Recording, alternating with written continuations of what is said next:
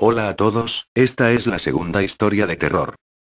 Esta historia se llama Espanto en el baúl. Transitaba por la ruta que me llevaría a la casa de mis padres, a los cuales no veía desde hacía un largo tiempo. Era la primera vez que iba por este camino y me pareció bueno, pues había pocos autos y podía ir ligero. El único inconveniente era que las estaciones de servicios estaban muy alejadas unas de otras, y un problema con el vehículo me significarían muchas horas de espera. Parecía una tarde que iba a ser soleada, sin embargo y sin previo aviso, comenzó a llover, y un gran viento se levantó. Era tan fuerte que lograba mover el auto hacia un costado. Incluso hasta tenía miedo de que me hiciera chocar con otro vehículo que venga del lado contrario. También hacía que se agiten las hojas de los árboles de tal manera que me mareaban y lograban desconcertarme. Pasaron los minutos. La lluvia se hizo más fuerte y ya no podía ver los letreros que pasaban a los costados. El manejar se me hacía cada vez más dificultoso e incluso el volante se me escapaba de las manos, como si el viento mismo condujera el auto hacia mi destino. El caer de las gotas de lluvia sobre el auto era tan intenso que no me dejaban escuchar ni siquiera el motor, entonces encendí la radio.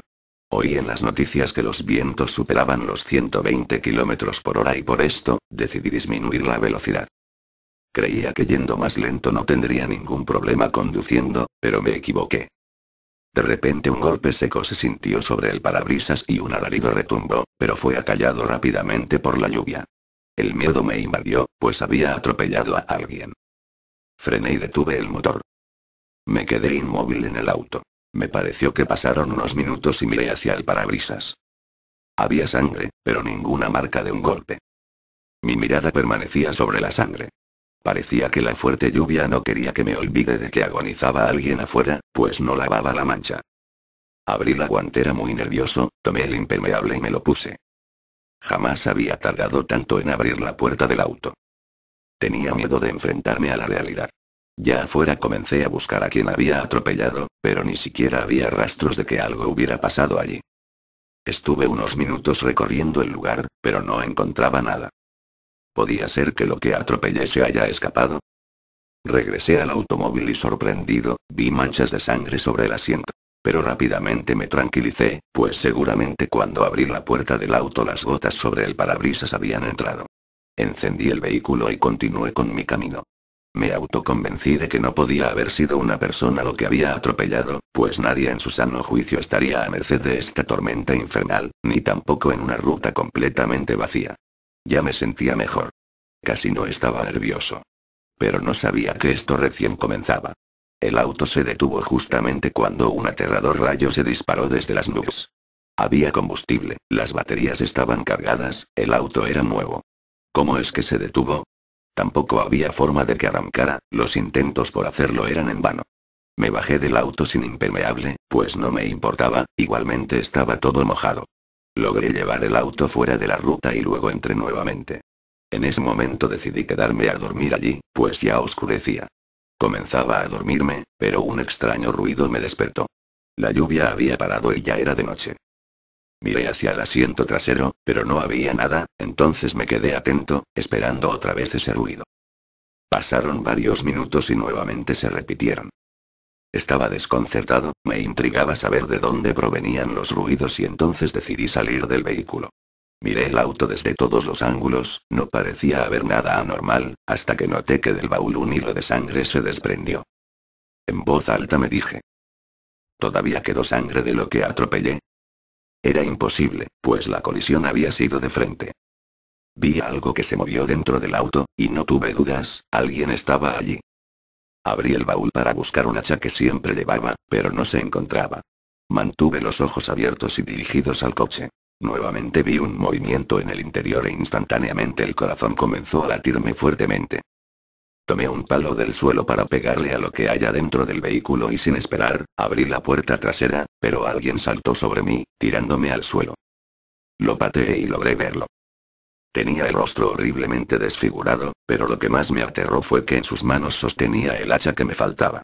Conseguí desprenderme de él y corrí hacia el campo desierto. Llegué al alambrado, pero la desesperación hizo que me quedara enganchado entre sus púas. Intentaba liberarme, mientras miraba cómo el maniático se acercaba con el hacha en sus manos. Finalmente me libré, y corriendo de un lado hacia otro, esquivándolo, llegué hasta el auto. Saqué de la caja de herramientas que allí tenía, un martillo grande y me dirigí hacia el sujeto. Me encontraba frente a frente con el maniático. Él con su hacha y yo con mi martillo. Estábamos solos los dos, sin nadie a nuestro alrededor. De un salto trató de llegar a mí, pero le arrojé el martillo sobre su cabeza y el golpe lo desplomó. Estaba inmóvil y creí que lo había desmayado. Me acerqué lentamente. Tenía una gran marca amoratada en su frente.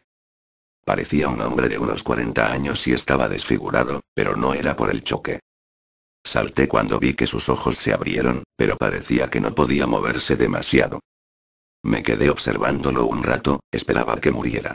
Recordé que tenía un recipiente con nafta en el baúl y entonces fui a buscarlo, pero cuando regresé, el sujeto ya no estaba tirado. Giré y miraba hacia todas partes. Parecía que se había perdido o que se lo había tragado la tierra, hasta que al fin lo vi bajo el auto, y todavía sostenía el hacha en su mano. Sentía el agudo silbido del viento, el cual parecía que aconsejaba deshacerme del tipo.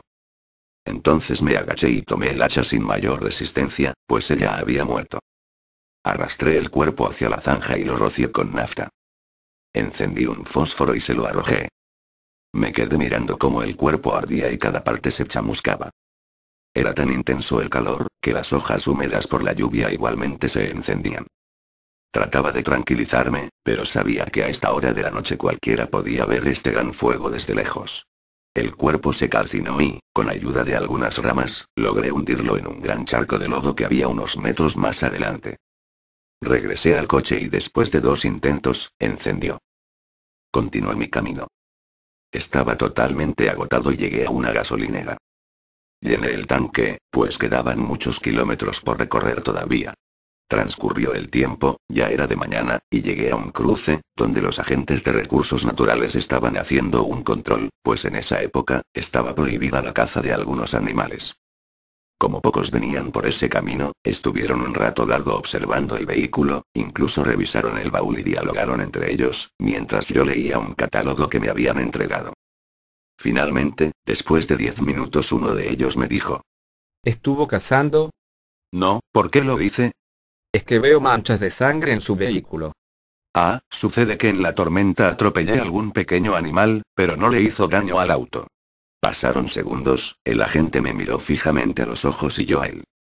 Finalmente me dijo con frialdad: Queda usted detenido. Al sentir esas palabras el cuerpo se me heló, y solo me preguntaba para mí, ¿qué sucedía?